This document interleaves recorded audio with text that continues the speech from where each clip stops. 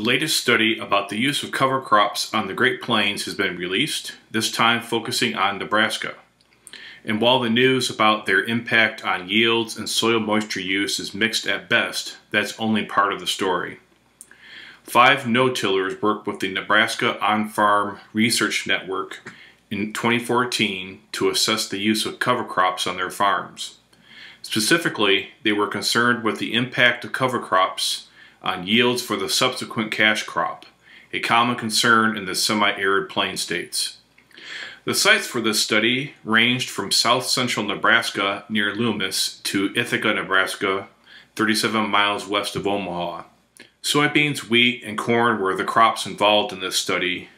Soils ranged from silt loam to silty clay loam, and at one site the effects of grazing or not grazing covers after wheat and ahead of soybeans was analyzed.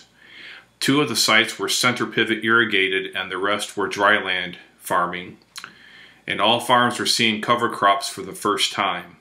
These trials showed negative net returns associated with cover crops that ranged from $25 to $154 per acre, which certainly isn't good news. But near Ithaca, where cover crops were grazed for 48 days, results showed a net return of $766 per acre, higher than both the cover cropped acres or check plot. Yields for soybeans were 62 to 64 bushels per acre at this site.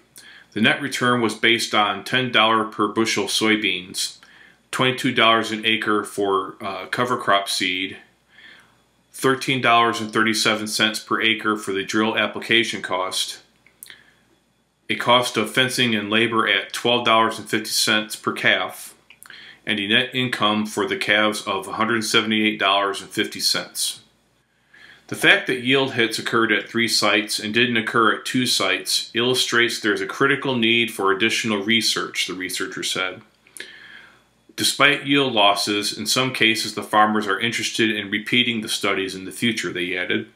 Those with an interest in participating in this project can email Keith Gluen at the address on the screen here, or you can call 402-624-8005.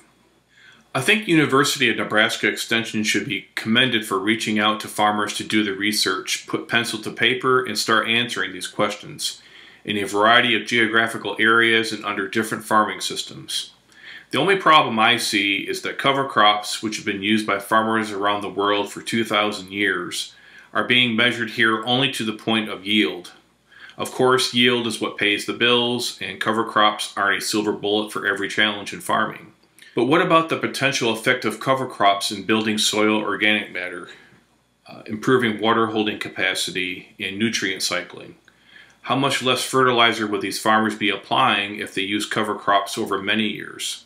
How much less compaction would there be if they use cover crops for a long period of time? Long-term studies need to be done at as many farms as possible so growers and all ag stakeholders can see the entire picture.